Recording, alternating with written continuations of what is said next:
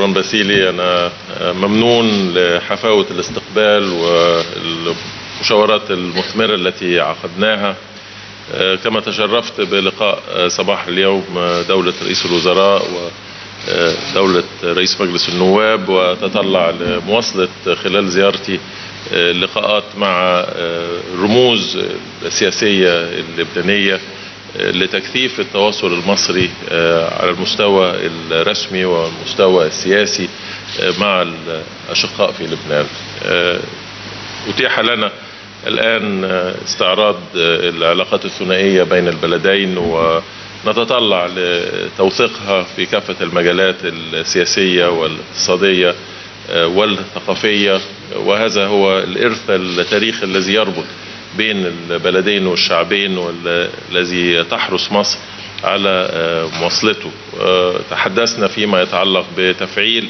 الأطر المرتبطة بالعلاقات الثنائية، سواء كانت اللجنة الاقتصادية أو اللجنة القنصلية، وأيضا إعادة تفعيل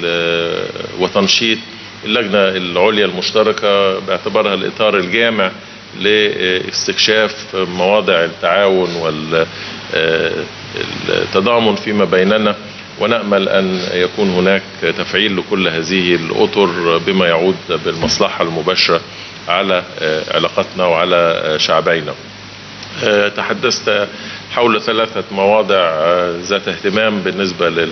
لسياسة لبنان الخارجية وفي إطار التحديات التي تواجهه، ونحن نتفق معكم، وكما تحدثنا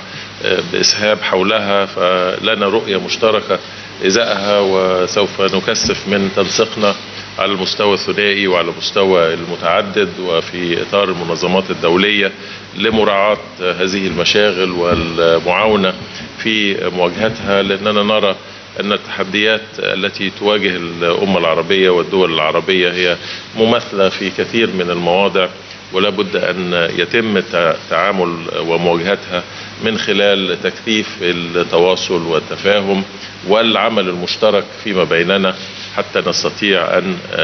نبذل كل ما في وسعنا لدرء هذه المخاطر والقضاء عليها. الوضع الملتبس المليء بالمخاطر الذي تشهده الساحة العربية من صراعات، من انتشار ظاهرة الإرهاب، من إسكاء نوازع فيها شقاق وانقسام، كلها تحتم حتى نستطيع أن نلبي طموحات شعوبنا أن نتجاوزها وأن نتصدى لها وأن نرتقي إلى المسؤولية التي هي مفترض أن نطلع بها لتحقيق الاستقرار وإطلاق القدرات لشعوبنا. الإرادة الشعوب العربية هي إرادة قوية، وهي طبعا أساس أي عمل وأي جهد يطلع به السلطات المسؤولة، وهي كما ارتكلنا إليها في مصر نثق في قدرة الإرادة الشعبية في كافة الدول العربية أن تكون هي المحرك والمرشد للسبيل لتحقيق هذه المصالح. بالتأكيد نحن نشعر بقلق لما تعانيه لبنان الشقيق من أزمة سياسية مرتبطة باستحقاق الرئاسة، وهذا أمر مرتبط باستقرار لبنان، وبالتأكيد كما تفضل السيد الوزير هو مرهون بالوصول إلى توافق وتفاهم بين الأطياف السياسية، بين عناصر المجتمع اللبناني، وللبنان خصوصياته ضرورة احترام هذا الخصوصية، ومصر دائما على استعداد لأن توفر أي دعم، أي جهد يسهم في التوصل إلى هذه التفاهمات، وتطلع أن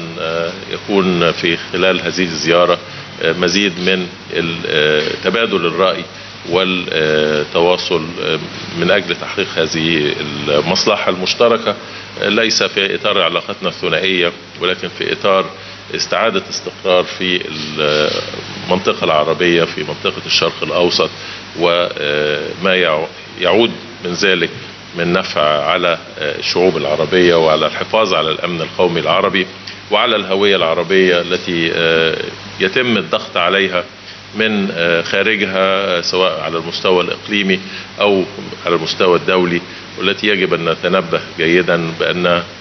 نحن الذين نحدد إطار مصلحتنا ومسارنا، وهذه هي الضمانة لتحقيق الإرادة الشعبية التي تحدثنا عنها. أنا شاكر مرة أخرى لهذه الفرصة وحفاوة الاستقبال، وتطلع أن